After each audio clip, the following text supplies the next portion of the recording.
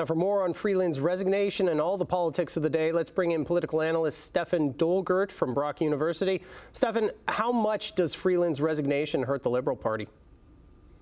Well, I think we have to distinguish between Trudeau's government and the Liberal Party as an institution. Clearly, this hurts Trudeau's government quite a lot, and it hurts his chances to stay in power, after the next election, and the Liberal Party's chances to stay in power after the next election. I would say it does indicate some health for the party as a whole, though. It shows that the party is not just one person, and it shows that there is, even if it seems quite chaotic today, with some, Liberal MPs calling for Trudeau's resignation, in addition to Singh and others, in other parties. But it shows that there are others outside of the inner circle who really have a different vision for Canada. And I think Freeland is showing some independence here. And so that's not necessarily a bad thing for the party as a whole. But yeah, for the government, it's not good. What about the effort to counter Donald Trump's tariff threat? How much does this hurt that effort? Yeah, it probably hurts it a fair bit. I mean, Freeland was, of course, a strong voice in the government during the last time, the last kind of negotiating round of what became the USMCA, that is the new version of NAFTA. So, she was there for that and was important, in the foreign policy team. It shows that there is a lack of unity. That's clearly a problem. But it also shows, I guess this for me is the big point, it shows that there is a real problem of strategic vision. So it's hard to understand how Trudeau thought that he could essentially give Freeland her walking papers, a kind of demotion is what he was basically asking for her to take on Friday. How he could ask for that and expect her to then present the fall economic statement today, it shows a lack of strategic thinking. And so that's troubling when you think about, well, okay, what is the strategic vision that's going to go into the negotiations with the United States? You need to have a real plan, and it just doesn't seem that there is a plan. All right, so here's the big question. Do you think Trudeau will step down as Liberal leader, or do you think he will prorogue Parliament, both of which have been reported by some media outlets citing sources? Sure. So, of course, I have no inside information here, and this is just a shocking day. Nothing that I was expecting when I was thinking about, preparing for this interview before the news broke early this morning.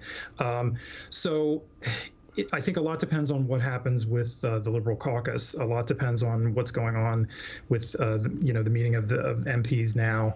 It seems that about a third before the meeting wanted Trudeau to resign, about a third were on the fence, and about a third were supporting him. So really the question is, what happens with that group in the middle? I think if he loses the caucus, then he is going to have to resign. It doesn't seem that he is going to prorogue. At least it doesn't seem there's any plan to do that. In a way, there's no real incentive, what with the winter recess coming up here. So there's no actual need to do that because there's going to be this break until January 27th. So probably prorogation is not really on the agenda. And really, it's just a mystery what's going to happen with the Liberal caucus and what are they going to really force him to do, I would say. Freeland has said she wants to run again in Toronto. What do you think? Do you think she will? And can she even run for the Liberal Party after doing this? Well, I think she is actually preparing the way for her to have a continuing career in the Liberal Party. I think, this doesn't make her any friends with the Trudeau loyalists, but we can see that he is not a popular prime minister right now. He's not popular outside of the party, but he's not really popular inside the party either.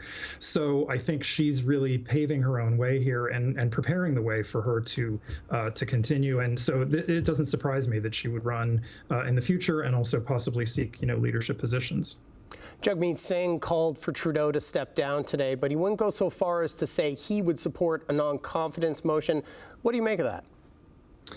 I think Singh clearly can read the way the wind is blowing, and obviously Trudeau is very unpopular. But I think Singh does not want to be held responsible for an election, and I think the NDP really doesn't feel ready for an election at the moment because the polls don't show them really having much of a chance of gaining, and in fact probably they would be losing seats. So I think it doesn't suit Singh's interest to have that election right away. So I think he wants to kind of play things out a little bit to see how things go, to see if there's a better opportunity for the NDP a little bit further down the road.